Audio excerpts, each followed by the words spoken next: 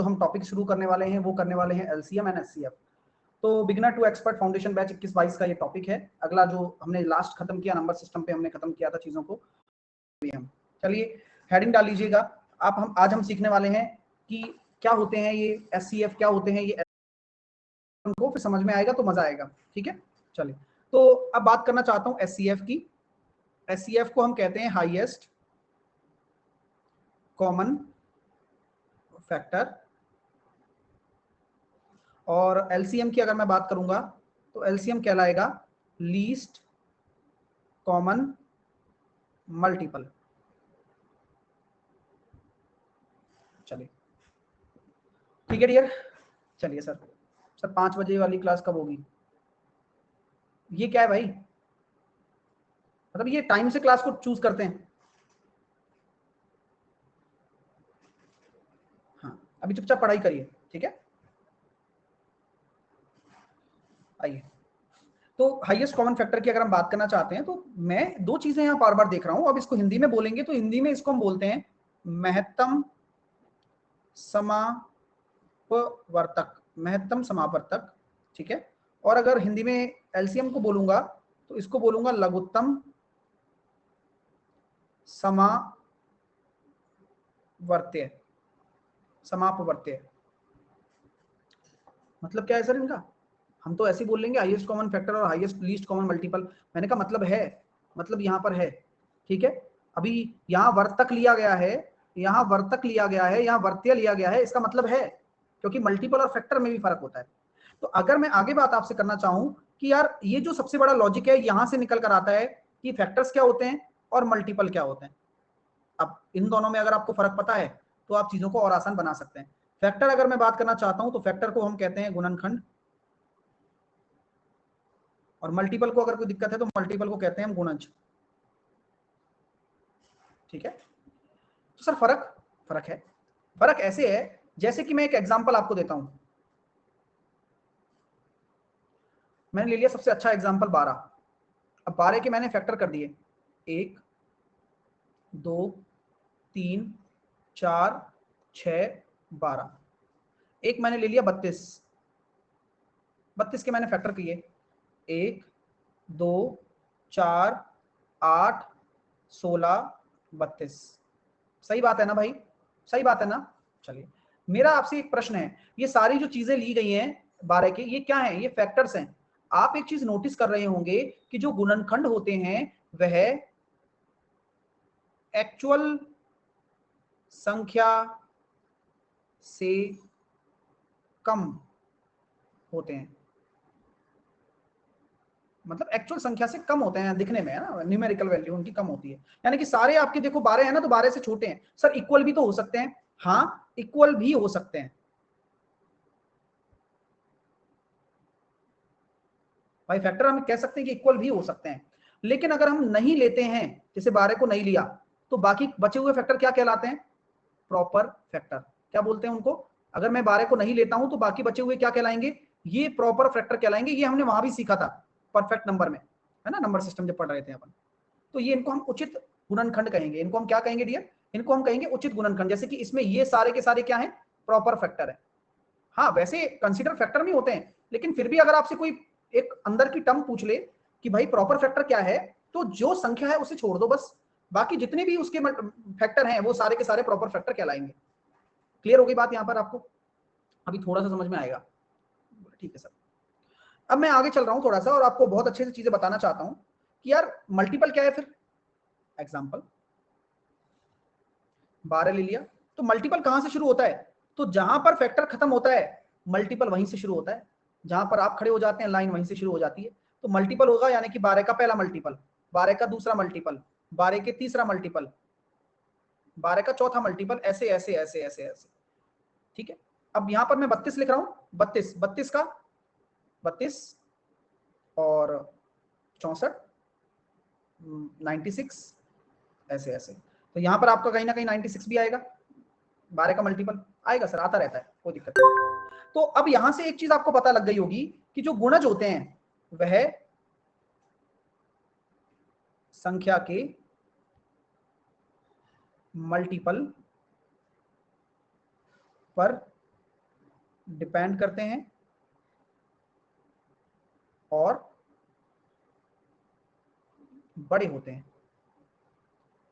देख रहे हो ना, 12, 24, 36, 96, मतलब ऐसे मल्टीपल है सारे, अलग अलग चलते जाएंगे। इक्वल भी हो सकते हैं, है ना, इक्वल भी हो सकते हैं। और ये वही बारीक सी दीवार है जहां पर एचसीएफ और एलसीएम आपस में लड़ जाते हैं।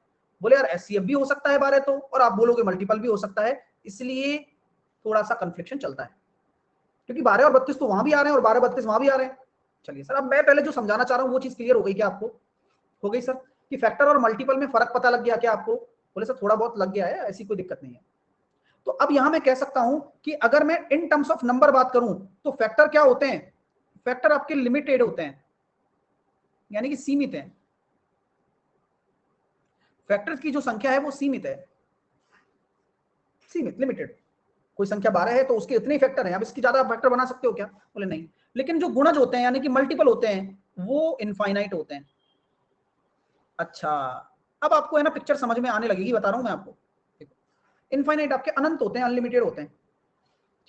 तो यहां तक किसी बच्चे को कोई प्रॉब्लम तो नहीं है ना भाई? उनको फैक्टर और मल्टीपल का मतलब समझ में आ गया। और ये बिल्कुल रटना नहीं है भाई, फैक्टर तो पहले तो संख्या से छोटे और लिमिटेड, और मल्टीपल कितना भी जा सकते हो भाई। मैं कहता हूं कि 12 का आप अनंत मल्टीपल ले लीजिए, क्या फर्क पड़ता है? चलिए आइए, चीजें क्लियर है क्या? आगे चलते हैं, चलो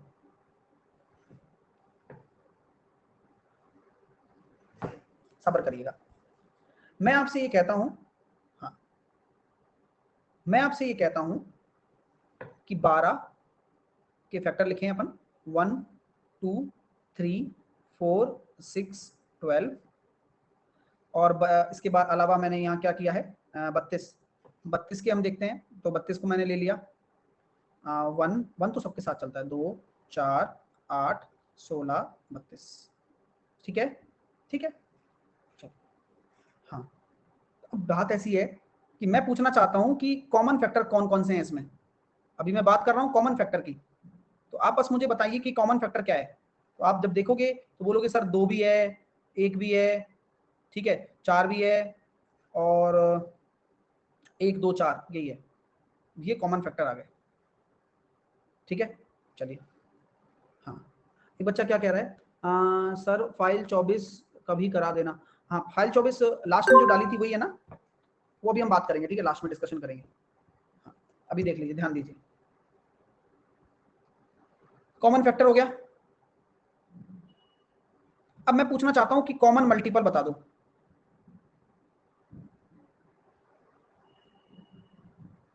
जैसे 12 दूनी 24, 12 तिया 36, 12 चौके 48, 12 पंजे 60, 12 छिंग 72, 12 सत्ते 84, 12 अट्ठे 96, ऐसे ऐसे ऐसे ऐसे ऐसे 32, 32 दूनी 64, 32 तिया 96।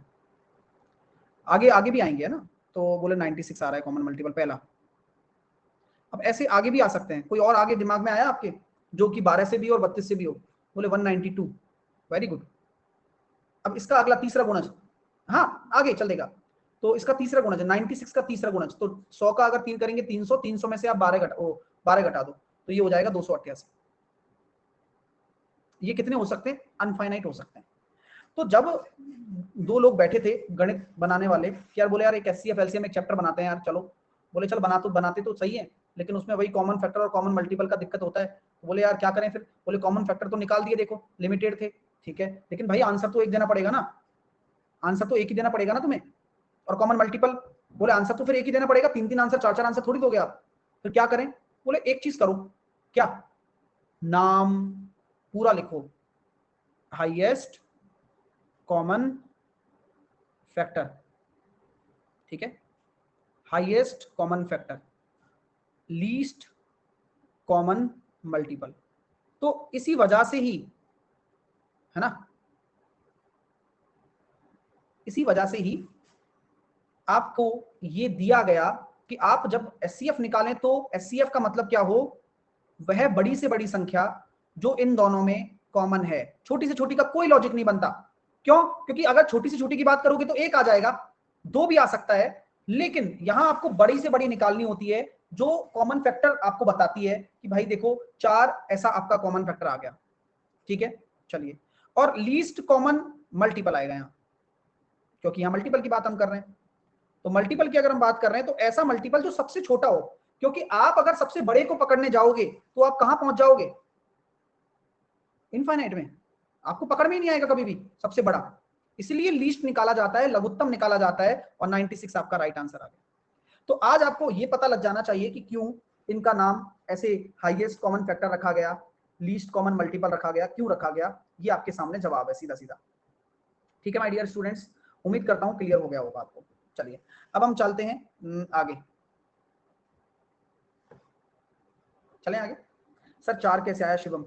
शिवम 4 ही तो है इन दोनों का ऐसा कॉमन फैक्टर जो हाईएस्ट हो और कॉमन हो। तो ये 4 यहां भी आ रहा है, 4 यहां भी आ रहा है, इसके अलावा कोई और मिल रहा है क्या आपको शिवम? दिमाग फिर लगाना पड़ेगा यार। आप ये सोचो कि आप बिल्कुल ही सोच लो कि खुद को क्या मैं तो गोबर ही हूं और मैं इससे आगे सोच ही नहीं पाऊंगा, तो फिर आप कैसे सीखोगे भाई? शुरुआत में ही अगर आप ये ऐसी छोटी छोटी चीजें नहीं ध्यान दोगे तो फिर दिक्कतें आ जाएंगी आपके लिए। हाँ ठीक है, आइए अब मैं आगे चलता हूं, आगे की चीजों को और ध्यान देते हैं, एग्जाम्पल ले लेते हैं थोड़े बहुत। जैसे जैसे कि मैंने आपके सामने एक एग्जाम्पल रखा कि 32 और 45 का एलसीएम दे दो।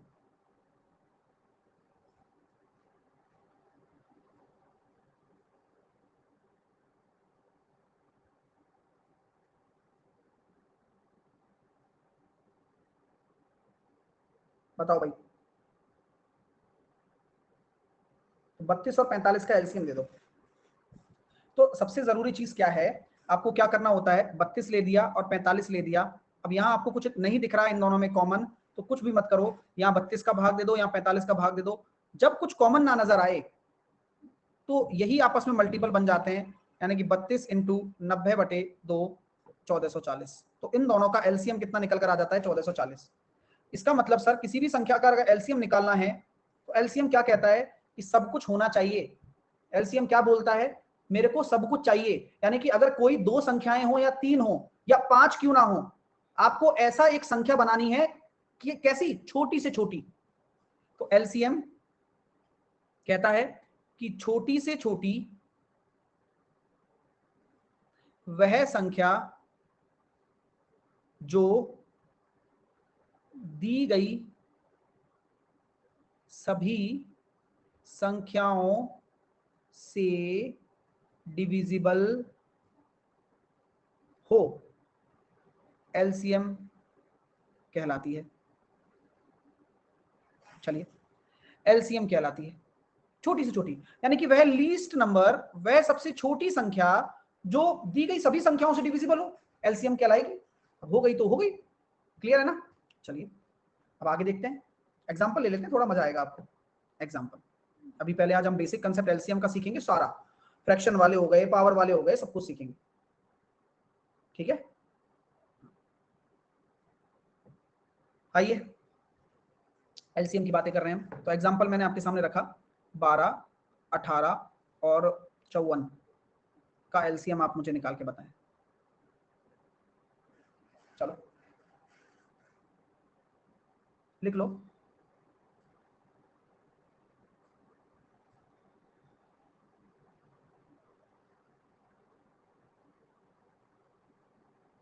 आइए मैं अब तरीका बताने वाला हूं आपको, है ना, बिल्कुल परेशान मत होना बिल्कुल भी। सर हमें आता ही नहीं है, कई बच्चों को नहीं आता है, तो उसमें कोई शर्म वाली बात नहीं है, आप सिखाएंगे तो आएगा। हमेशा ये विधि अपनाइएगा, इस विधि को हम कहते हैं फैक्टर मेथड, फैक्टराइजेशन। यानी कि जो संख्याएं आपके सामने दी गई हो ना, 12, 18 और 54, मेरी बात को गौर से सुनते रहो। तो सबसे पहले ये देखो कि ऐसी संख्या मान लो जो तीनों से कट जाए, तो 2 तीनों से जाएगा, 3 2 6 12, 2 नाम 18 और 27। अब 3 से भी जाएगा, 3 3 दूनी 6, 3 तिया 9, 3 नाम 27। अब किसी और ऐसी संख्या है कोई कॉमन, है क्या कोई कॉमन, बता दो। नहीं है, कोई कॉमन नहीं है। तो फिर क्या करें गुरुजी, अब अगर कॉमन नहीं है तो क्या करूंगा? तो कॉमन नहीं है,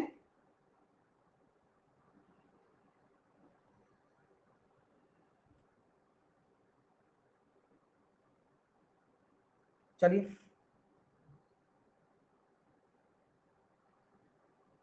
तो क्या करेंगे, ये तो हो गया अपना जो तीनों संख्याओं में कॉमन हो, HCF।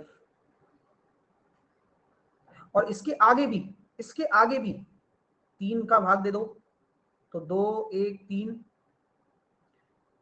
3 का भाग फिर दे दो 2 1 1, और 2 का भाग फिर दे दो 1 1 1। ये जो भी एक्स्ट्रा मल्टीपल हुआ है और HCF जो है उन सभी के गुणज से आपका LCM बनता है। यानी कि मैं यही समझाना चाहता हूं कि आपका LCM क्या कहता है, आपका LCM कहता है कि सबको ले लो, यानी कि 6 या 18 या 54 दूनी 108, सबको। तो क्या आप ये कह सकते हैं कि हर LCM के अंदर HCF तो होता ही है? यस, हर LCM के अंदर HCF होता है, हमेशा होगा। लेकिन HCF क्या है? जो इन तीनों के अंदर कॉमन है। और LCM क्या है? एक ऐसा मल्टीपल है जो तीनों से भाग देने पर डिवाइड हो जाए। तो क्या हम इस सिचुएशन को ऐसे समझ सकते हैं, क्या हम इस सिचुएशन को ऐसे समझ सकते हैं कि HCF हमेशा संख्या के अंदर होगा, मल्टीपल गुण फैक्टर के तौर पर, अंदर फैक्टर के तौर पर, और LCM संख्या का, तो तीनों संख्याओं का, जो भी संख्याएं हैं, संख्याओं का लिखता हूं मैं, ज्यादा बेटर लगेगा, जो भी नंबर्स हैं हमारे पास, संख्याओं का लीस्ट मल्टीपल होगा। यस, सबसे छोटा। ऐसा नहीं है भाई मैं कह दूं 108 तो आप कहोगे सर 216 भी तो है, बोलो, कह दोगे नहीं कह दोगे? 324 भी तो है, कह दोगे। लेकिन यहां लीस्ट लिखने का मतलब यही है कि आपको सबसे छोटा लेना है। 108 से नीचे कोई मल्टीपल नहीं होगा जो तीनों से डिवाइड हो जाए, वो 108 ही होगा जो तीनों से डिवाइड हो जाएगा। ठीक है, तो यहां ये समझ में आ गया होगा कि HCF संख्या के अंदर होता है और LCM एक बाहर होती है संख्या जिसमें तीनों संख्याओं का डिवाइड चला जाता है, और HCF में नीचे वाला जाता है। क्लियर है क्या? समझ में आ रही है? चलिए आइए अगला क्वेश्चन देखिए आप। 15, 45 और 65, आराम से करो, LCM निकालो। अब मैं डेटा दे रहा हूं आपको, कोई दिक्कत नहीं है।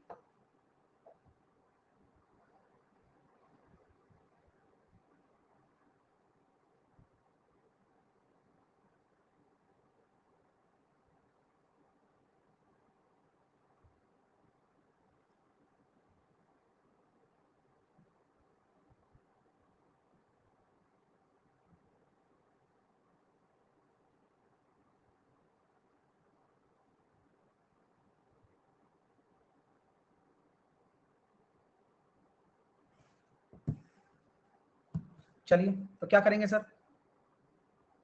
15, 45, 65, LCM निकालो। तो मान लिया 15 है, मैंने मान लिया 45 है, मैंने मान लिया 65 है। तो क्या कहानी है? कहानी सिंपल सी है कि अगर यहाँ पर आप 5 का डिवाइड करते हैं तो 5 दिया 15, पनाम 45, 13 पंजे 65। अगर यहाँ आप 3 से डिवाइड करते हैं तो नहीं जा रहा ना,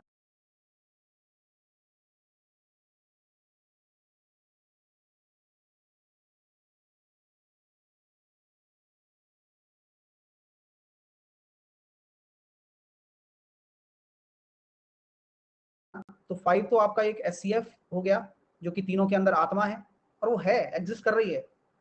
3 का डिवाइड करते हैं, फिर आगे फिर जो भी है वो करना है, क्योंकि 3 ही ऐसी संख्या जो जा रही है, हम क्या करें बताओ?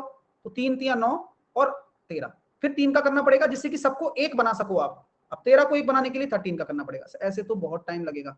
सौरभ मेरी बात को सुनना भाई, सौरभ मेरे दोस्त, 1 मिनट रुक जाओ, आपका डाउट बिल्कुल वाजिब है, 1 मिनट रुकना सौरभ। आप रेज एंड फीचर में आइए, मैं आपको समझाता हूं कि कैसे आसानी से होगा ये, क्योंकि क्या होता है कि आप अपनी सोच के हिसाब से चल रहे हो, जबकि जब पढ़ाया जा रहा है तो उस सोच के हिसाब से नहीं पढ़ाया जाता है पहले।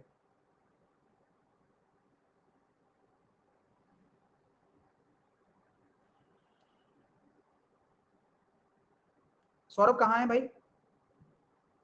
एक बार आओ तो सही। अब तुम्हारा तुम्हारे दिमाग में कोई डाउट है वो तो क्लियर होना पा रहे हो। और भाई कोई भी बड़ी चीज छोटी चीज से ही शुरुआत होती है, और जो टाइम ये लग रहा है ये टाइम आपका सिखाने के लिए लग रहा है ना डियर? हाँ। और आता नहीं है उस भाई को, अगर आता होता तो ये बेवकूफी वाली बातें नहीं बोलता वो। सिंपल लॉजिक है, ऐसे ही करना होता है, और यही एक तरीका है बेस्ट। फास्ट कैसे होगा? अगर आपकी गुणा भाग अच्छे हैं तो बस सिंपल है। तो अब यहां हम एलसीएम निकालेंगे, तो एलसीएम क्या कहता है कि सब कुछ चाहिए 5 × 3 × 3 × 13, 45 × 13, ये आपका एलसीएम आ जाता है, और ये सबसे डिविजिबल है, चाहे तो चेक कर लो आप, 585। ठीक है माय डियर, चलिए आगे मैं देता हूं एग्जांपल। 68, 51 और 34, बताइए एलसीएम क्या होगा? आराम आराम से।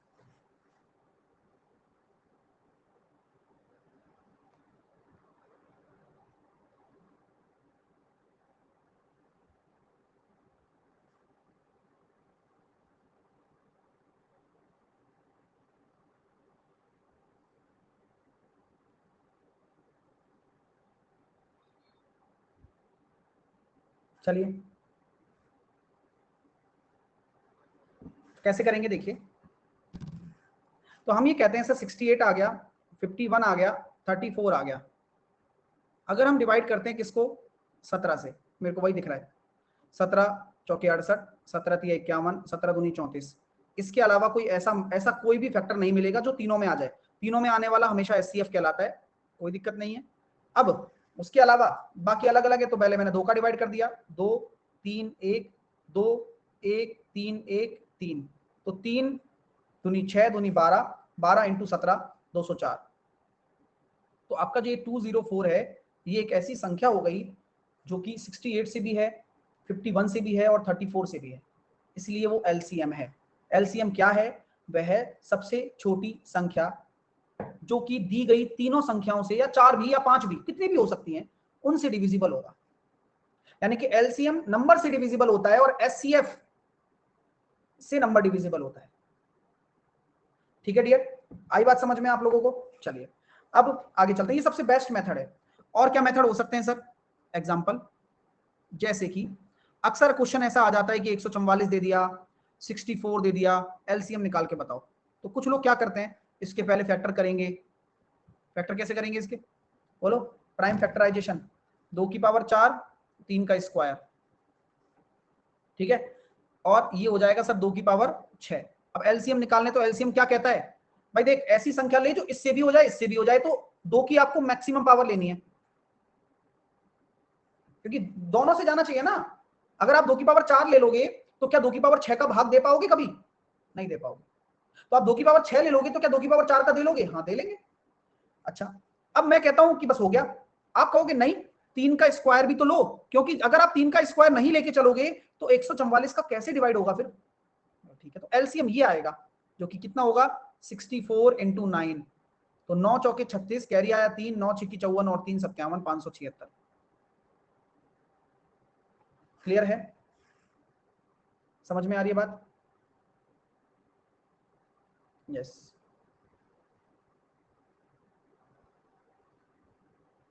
ओके,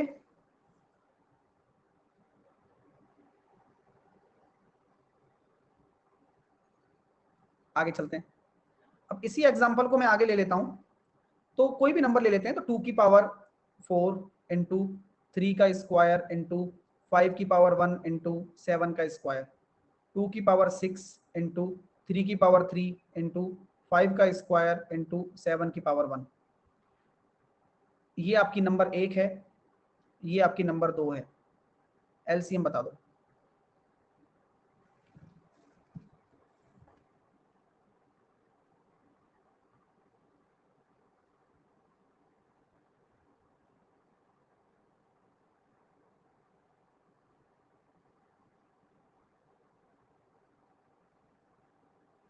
क्या करेंगे भाई, देखिए तो सर हमेशा एलसीएम अगर आप देख रहे हो तो एलसीएम में देखिए जो इन दोनों में मैक्सिमम है, तो हमेशा मैक्सिमम पावर की तरफ मूव करो। 3 की पावर 3, उसमें भी 5 का स्क्वायर और 7 का स्क्वायर, इस तरह से। ठीक है, ठीक है ना। तो ऐसे ऐसे आपका चलता है। अगला एग्जांपल मैं आपको देता हूं, 3 की पावर -3, 2 की पावर -4, 5 की पावर-2, 2 की पावर-3, 5 की पावर-1 और 3 की पावर-4। एलसीएम क्या होगा बताओ।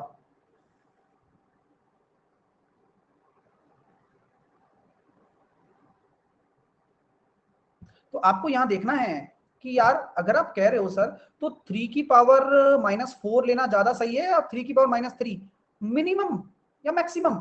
मैक्सिमम लेना है, लेकिन इन दोनों में से मैक्सिमम ये है।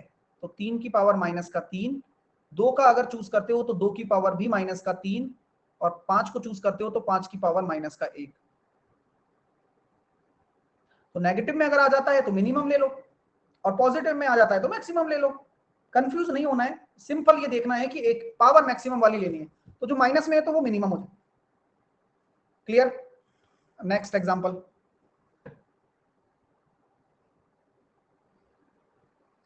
हाँ 2 की पावर-4 माइनस में, 3 की पावर-2, 5 की पावर-7 और 7 की पावर-2, 2 की पावर-3, 3 की पावर-1,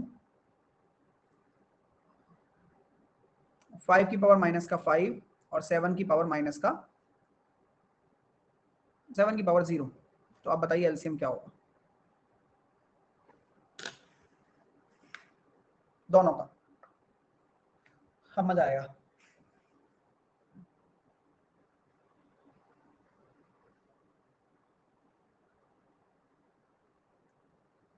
एग्जैक्टली exactly.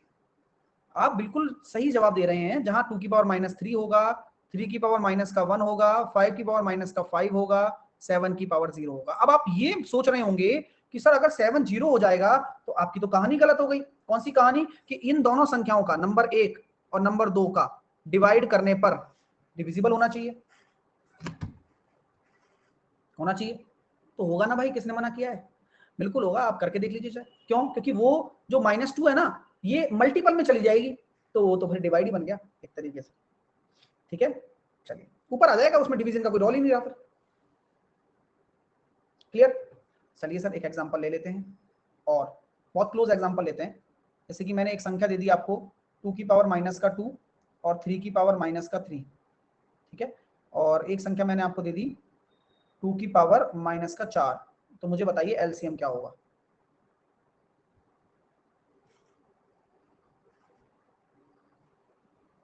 विपुल हो गई, आप लेट आयो डियर, आप क्लास में लेट आयो।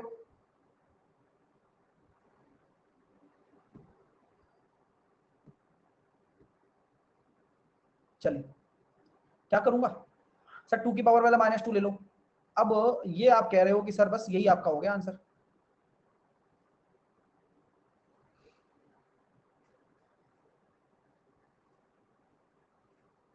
बोलो क्या दिक्कत है, बोलो।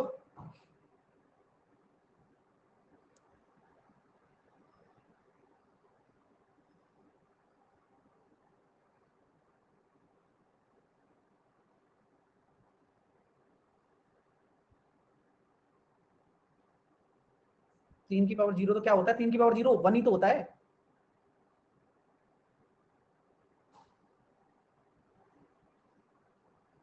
दिमाग लग गया सबका?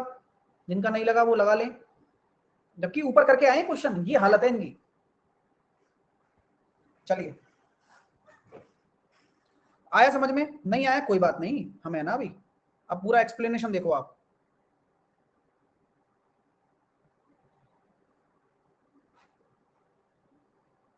n1 बराबर क्या है? 2 की पावर -2 इंटू 3 की पावर माइनस का 3, इसको हम लिख सकते हैं 1/2 का स्क्वायर इंटू 3 की पावर 3। n2 की अगर मैं बात करूं तो 1/2 की पावर 4। चलिए, मेरा कहने का मतलब समझो कि अगर आप यहां से देख रहे हो तो आप बिल्कुल सही जा रहे हो कि सर एलसीएम लेना है तो एक ऐसी संख्या ले लूं, एक ऐसी संख्या ले लूं 1/2 की पावर 2। अब मैं ये कहता हूं कि अगर 1/2 की पावर 2 में इसका अगर डिवाइड किया जाएगा तो डिवाइड जाना चाहिए नहीं जाना चाहिए? बोले जाना चाहिए। कैसे जाना चाहिए? 1/2 की पावर 2 में अगर मैं इनका डिवाइड करता हूं तो नीचे 1, ऊपर 2 की पावर 2 और 3 की पावर 3 ऊपर आ जाएगा, ये कट गया, यानी कि ये 27 जा रहा है, 27 बार। क्या 1/2 की पावर 4 का डिवाइड चला जाएगा इसमें? देखते हैं, जा रहा है 2 की पावर 2। तो यह वह छोटी से छोटी संख्या हो तो गई जिसका इसमें डिवाइड करने पर भी हो रहा है, इससे डिवाइड करने पर भी हो रहा है, फिर क्या टेंशन है तुम्हें? और मैंने तुम्हें अभी यही एक्सप्लेन भी तो किया था कि आप 3 की मैक्सिमम पावर लो तो 3 की मैक्सिमम पावर क्या है? खुद 3 की पावर 0, माइनस से तो बड़ी है, और वो क्या होता है? वो तो 1 ही होता है। क्लियर है भाई? समझ में आ गई बात? अच्छे क्वेश्चन बनते हैं, फंस जाते हो पेपर में। नेक्स्ट, जैसे कि अगला क्वेश्चन मैं आपके सामने देता हूं कि एक संख्या मैंने ए मानी जो कि है 2 की पावर माइनस का 2, 3 की पावर माइनस का 5, बी मैंने मान ली 2 की पावर माइनस का 2 और 3 की पावर माइनस का 2.5, और सी मैंने मान लिया 2 की पावर माइनस का 3 और 1.5। एलसीएम बता दो।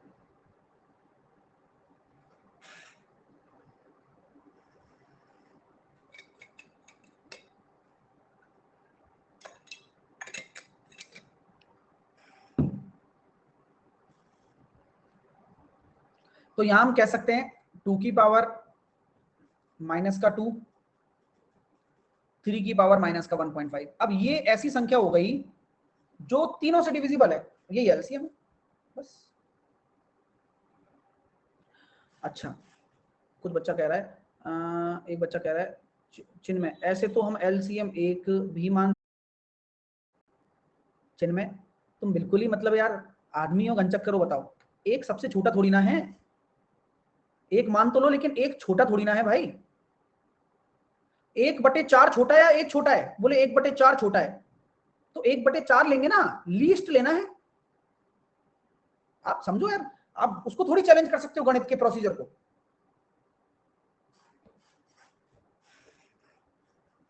ठीक है, क्लियर है? चलो अब चलते हैं आगे। फ्रैक्शन, अगर मान लीजिए फ्रैक्शन का अपन को एलसीएम निकालना हो तो कैसे निकालेंगे? जैसे मैंने आपको संख्या दे दी a upon B, B upon sorry a upon B, c upon D, p upon Q, इस तरह से मैंने 3 आपकी फ्रैक्शन दे दी। अब इनका मेरे को क्या निकालना है? हाईएस्ट कॉमन फैक्टर निकालना है, सॉरी एलसीएम निकालना है। तो इनका जब कोई भी ऐसी फ्रैक्शन आ जाए तो सबसे पहले क्या करेंगे? पहला स्टेप, सिंप्लीफाई द फ्रैक्शन। सबसे पहले अपन को सिंप्लीफाई करना है, ऐसे मत भागे जाना डायरेक्टली निकालने के लिए बैठ जाओगे। फिर आप क्या करेंगे? स्टेप नंबर 2,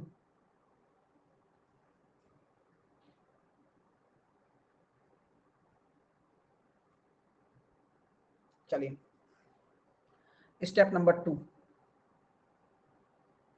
ऊपर वाले संख्याओं का LCM, LCM of A C P, और नीचे वाली संख्याओं का एचसीएफ, बी डी क्यू। ठीक है भाई? ठीक है, बस हो गया, इतना ही है। जैसे कि एग्जांपल 15/35, 7/49 और 24/77। आप मुझे इनका क्या निकाल दें? Highest common factor, sorry LCM निकाल दें।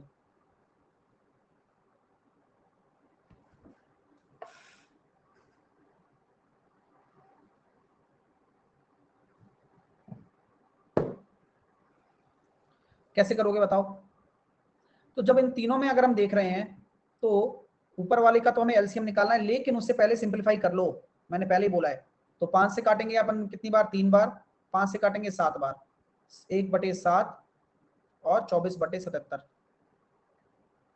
तो आपका ऊपर का एलसीएम आ जाएगा 24 और नीचे एचसीएफ आ जाएगा 7। तो 24/7 आपका राइट आंसर होगा। अब जिसके जो अलग अलग आंसर आ रहे हैं वो क्यों गलत होते हैं आपको पता लग गया होगा आज। बहुत मामूली चीजें हैं सारी। आपको लग रहा होगा कई बच्चों को कि सर ये तो मुझे आता है, मैं फिर भी कहूंगा कि पेपर में अगर ये 10 बार आएगा तो 10 में से आप केवल और केवल 5 बार ही सही करोगे, 5 बार गलती करोगे आप। रीजन क्या होता है कि छोटी चीजें हैं, जैसे कि माइनस वाला कॉन्सेप्ट है, नहीं रहता दिमाग में। फ्रैक्शन को सिंप्लीफाई करना नहीं रहता दिमाग में, और ये पेपर में बार बार आते हैं। चलिए सर 24/7 कैसे आया? हिमांशु आपका क्या आ रहा है? आप हमें ये बताएं कि हमने जो भी किया है, चलो वो समझ में नहीं आया होगा तुम्हारे, लेकिन आपका क्या आ रहा है फिर?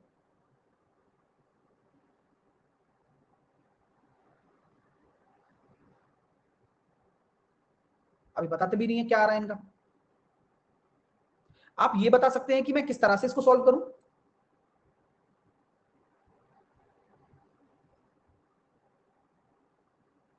हर चीज क्लियर है, आप बस देखिए और आराम से करिए, बस हो गया। अगला क्वेश्चन देखिए, आप देखिएगा।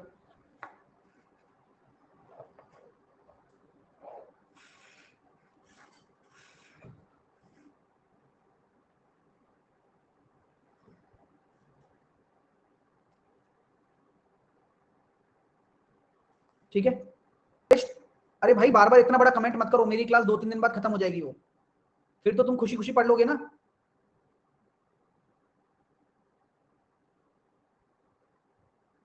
आज भी मतलब दिमाग ही नहीं चलता है ऐसे बच्चों को, मेरे को मतलब ऐसा लगता है कि पता नहीं किसको पढ़ा रहा हूं मैं।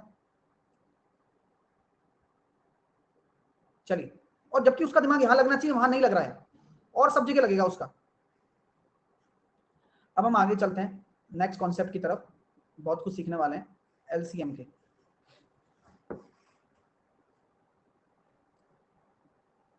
15/15 कितना ले लेते हैं अपन? 25, 4/5, 18/45। निकाली भैया एलसीएम निकाली।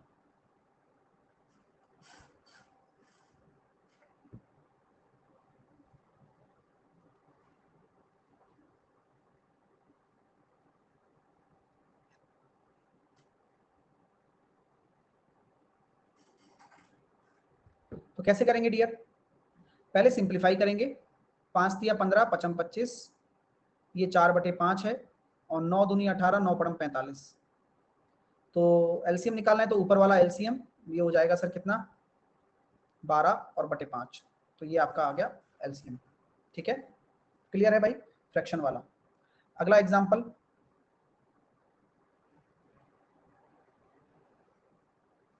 Decimal based. मनीष कह रहा है एचसीएफ कैसे? मनीष जो चल रहा है उस पर ध्यान दो यार, है ना। जब बेसिक कंसेप्ट ऑफ एचसीएफ आएंगे तो वो बताए जाएंगे, है ना। डेसिमल बेस्ड,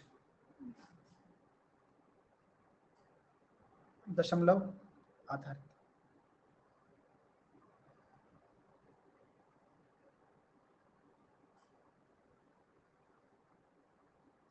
12 कैसे हुआ सर? आदित्य क्या होना चाहिए बताओ? 3 4 2 का एलसीएम क्या होना चाहिए, आप बता दो।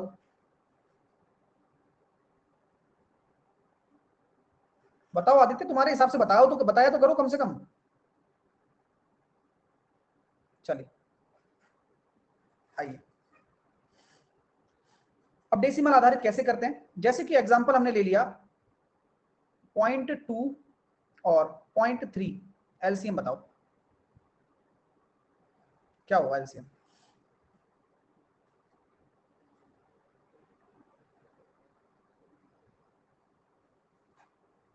देखो तो सर कैसे करेंगे, ये तरीका अलग है इसका, कि जब हम दशमलव हटाते हैं तो 2/10, हटाते हैं तो 3/10।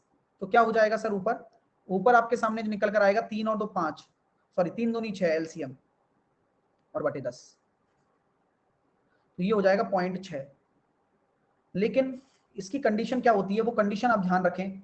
एग्जाम्पल 0.02 और 0.6 का अगर मैं एलसीएम निकालना चाहता हूं तो कैसे निकालूंगा बताओ?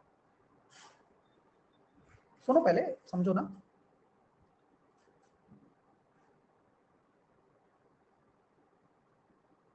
तो कहानी इतनी सी स्पष्ट चलती है कि जब अगर डेसिमल वाला कॉन्सेप्ट आ रहा है तो अगर आप पॉइंट हटा रहे हो तो नीचे 2 जीरो आ रहे हैं, यहां हटा रहे हो तो यहाँ 1 आ रहा है, तो यहां पर हमेशा डिनोमिनेटर में इक्वल करनी पड़ती है शून्य। जो भी यहाँ 100 है तो यहाँ 60 हो गया।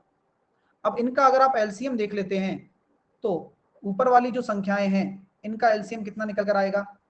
बोले सर 60 ही आ रहा है, बटे नीचे एचसीएफ 100 आ रहा है, यानी कि आपका जो राइट आंसर होगा वो 0.6 ही होगा, यानी कि एलसीएम आपका 0.6 होगा, जिससे कि ये कंप्लीटली डिविजिबल हो जाएगा। Clear my dear? हाँ। अब कुछ बच्चे कह रहे हैं सर इसको सिंप्लीफाई कर लें। भाई इसको सिंप्लीफाई कर लो, 1/50 और इसको काटोगे तो ये मतलब 30/50, ठीक है। आपका एलसीएम कितना आएगा 30, एचसीएफ कितना आएगा 50, 0.6 आएगा, है ना। अगला एग्जांपल 1.44, 0.72 और 0.12 एलसीएम निकाल के बताएं। यहां डिनोमिनेटर सेम करना है सबका, कैसे भी करें आप।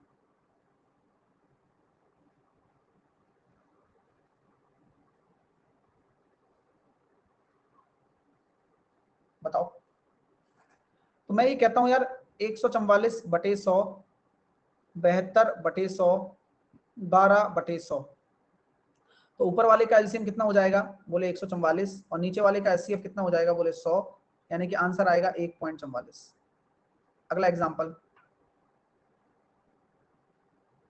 0.003, 0.004, 0.006 एलसीएम बताओ। बताओ।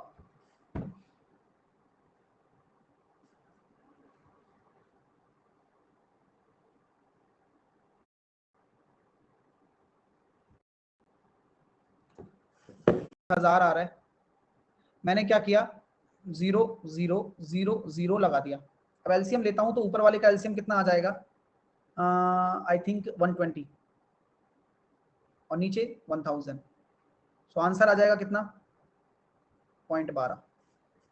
किसी के दिमाग में ये आ रहा है क्या सर सिंप्लीफाई कर लो पूरा तो भी निकाल लो? तो मैं ये कहूंगा कि बात वही पड़ने वाली है। अगर आप आगे इसको देखोगे तो इस तरह से भी कर सकते हो, जैसे कि मैंने यहाँ देख रहा हूँ कि 3/100 है, ठीक है।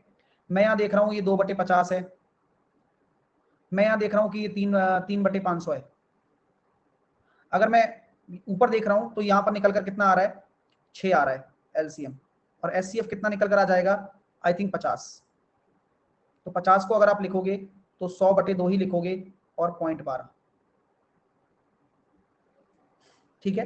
तो आपका सेटिस्फेक्शन लेवल होना चाहिए, आप करना कैसे चाहते हो। एक तरीका अगर पकड़ रखा है तो कोई इशू नहीं आएगा कभी भी। यहाँ डिनोमिनेटर 0 बनानी है बराबर, ठीक है। चलिए अब मैंने जो ये आपको क्वेश्चन दिए हैं आज, ये सारे आपको बना के लाने हैं। ये मैंने केवल एलसीएम पर बेस्ड दिए हैं, थोड़े से वेरिएबल टाइप, सारे टाइप के यहाँ पर क्वेश्चन डाले गए हैं। कोशिश करना कल फैक्टर वाले भी करेंगे, ठीक है ना। चलिए, तो इसमें हमने एलसीएम के सारे कंसेप्ट कवर करने हैं, अभी तो ये पढ़ना भी है हमें, तो जो छूट गया है वो छोड़ दो अभी, और जो रह रहा है वो कर लेते हैं, ठीक है ना। 25 क्वेश्चन की फाइल है और इंटरेस्टिंग तरीके से आपको ये बनानी है। ओके, तो कल अभी हम सारे टाइप पढ़ने वाले हैं कि रिमाइंडर सेम रहेगा, है ना, ये सेम रहेगा, सब वो सब पढ़ने वाले हैं, ठीक है। हाँ, और हर एक चीज को सिस्टमेटिक तरीके से पढ़ेंगे। पीडीएफ मिल जाएगी, मैं डाल दूंगा अभी। क्लियर है? तो टेक केयर। और अभी 3 बजे क्लास है ना मेरी, इस वजह से एसबीआई वाली, वो मतलब थोड़े दिन